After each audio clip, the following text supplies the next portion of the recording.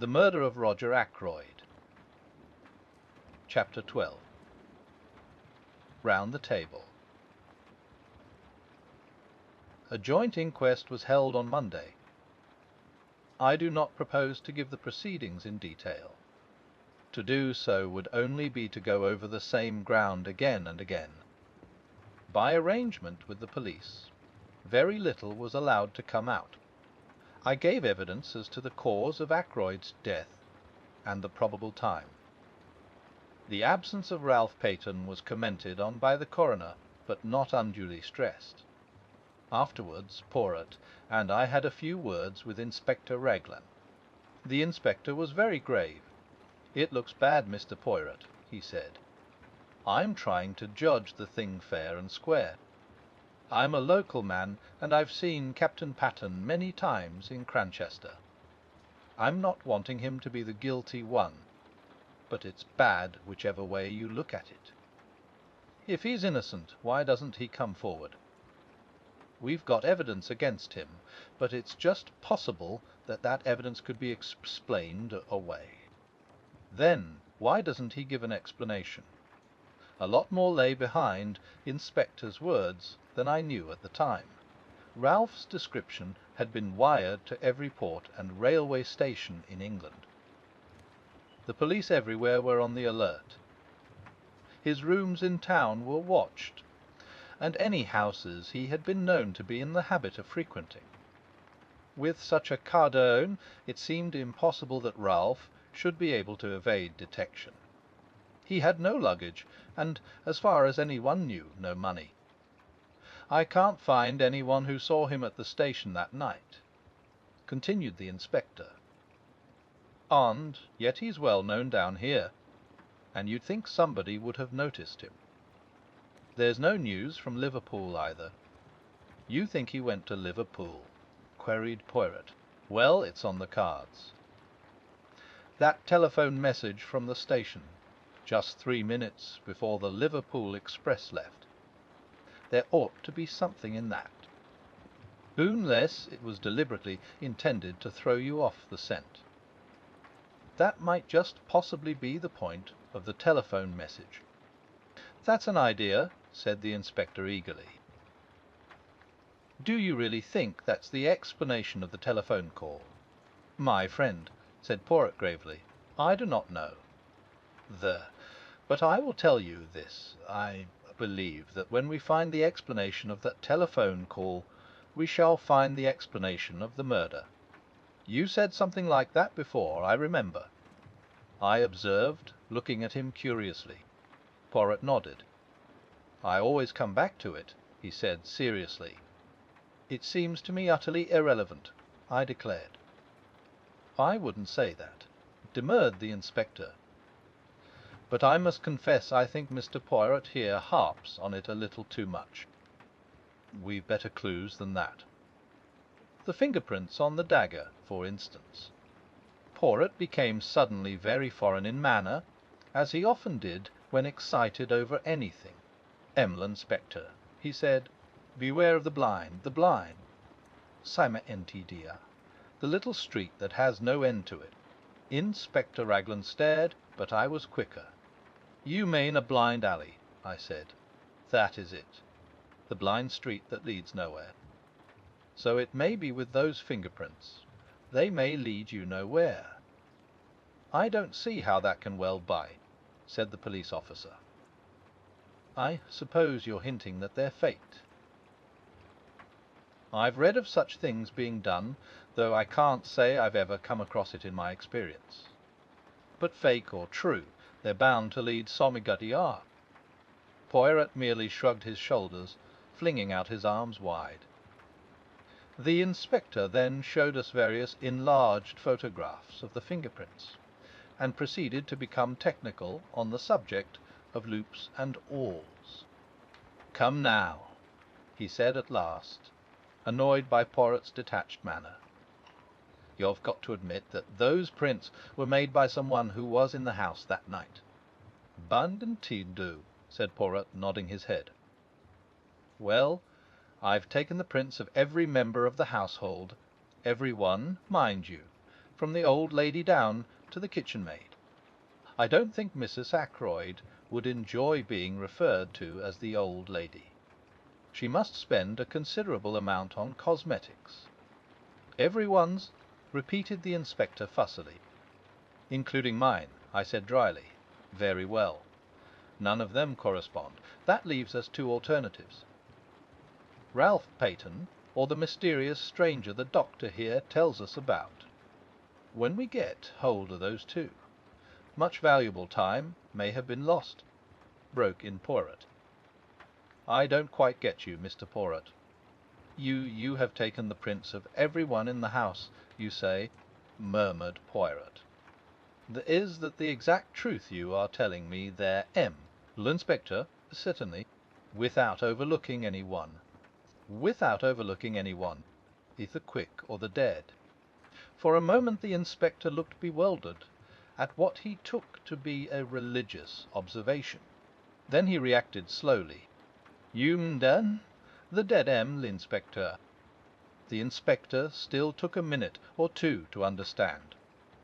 "I am suggesting," said Poirot placidly, "that the fingerprints on the dagger handle are those of Mr. Ackroyd himself. It is an easy matter to verify. His body is still available." "But why? What would be the point of it?" "You're surely not suggesting suicide, Mr. Poirot?" No. My theory is that the murderer wore gloves or wrapped something round his hand. After the blow was struck, he picked up the victim's hand and closed it round the dagger handle. But what?"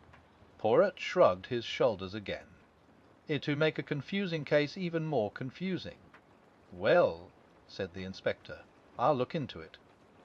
What gave you the idea in the first place?" "When you were so kind as to show me the dagger and draw attention to the fingerprints. I know very little of loops and halls. See, I confess my ignorance frankly. But it did occur to me that the position of the prints was somewhat awkward. Not so would I have held a dagger in order to strike. Naturally, with the right hand brought up over the shoulder backwards, it would have been difficult to put it in exactly the right position." Inspector Raglan stared at the little man. Poirot, with an air of great unconcern, flecked a speck of dust from his coat sleeve. "Well," said the inspector, "it's an idea. I'll look into it all right. But don't you be disappointed if nothing comes of it." He endeavoured to make his tone kindly and patronizing. Poirot watched him go off. Then he turned to me with twinkling eyes. Another time he observed, "I must be more careful of his aimant piroupoilis. And now that we are left to our own devices, what do you think, my good friend, of a little reunion of the family?" The little reunion, as Poirot called it, took place about half an hour later. We sat round the table in the dining-room at Fernley, Poirot at the head of the table, like the chairman of some ghastly board meeting. The servants were not present, so we were 6 in all: Mrs. Ackroyd, Flora, Major Blunt, young Raymond, Poirot, and myself. When every one was assembled, Poirot rose and bowed. "Messieurs, mesdames, I have called you together for a certain purpose." He paused. "To begin with, I want to make a very special plea to Mademoiselle." "To me," said Flora. "Mademoiselle, you are engaged to Captain Ralph Patterne. If any one is in his confidence, you are. I beg you, most earnestly, if you know of his whereabouts, to persuade him to come forward. One little minute." As Flora raised her head to speak, "Say nothing till you have well reflected. Mademoiselle, his position grows daily more dangerous. If he had come forward at once, no matter how damning the facts, he might have had a chance of explaining them away. But this silence, this flight, what can it mean? Surely only one thing, knowledge of guilt. Mademoiselle, if you really believe in his innocence, persuade him to come forward before it is too late." Flora's face had gone very white. "Too low," she repeated very low. Poirot leant forward, looking at her. "See now, mademoiselle," he said very gently, "it is Papa Poirot who asks you this." The old Papa Poirot, who has much knowledge and much experience. "I would not seek to entrap you, mademoiselle. Will you not trust me, and tell me where Ralph Peyton is hiding?" The girl rose and stood facing him. Poirot," she said in a clear voice, "I swear to you, swear solemnly, that I have no idea where Ralph is, and that I have neither seen him nor heard from him either on the day of the murder or since."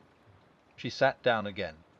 Poirot gazed at her in silence for a minute or two, then he brought his hand down on the table with a sharp rap. "That is that," he said. His face hardened. "No, I appeal to these others who sit round this table, Mrs. Ackroyd, Major Blunt, Dr. Shepherd, Mr. Raymond. You are all friends and intimates of the missing man. If you know where Ralph Peyton is hiding, speak out."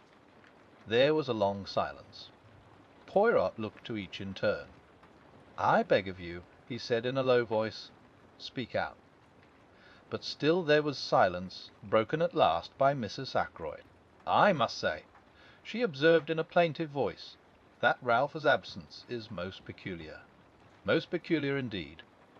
Not to come forward at such a time. It looks, as though there was something behind it. I can't help thinking, Flora dear, that it was a very fortunate thing your engagement was never formally announced." "Mother," cried Flora angrily.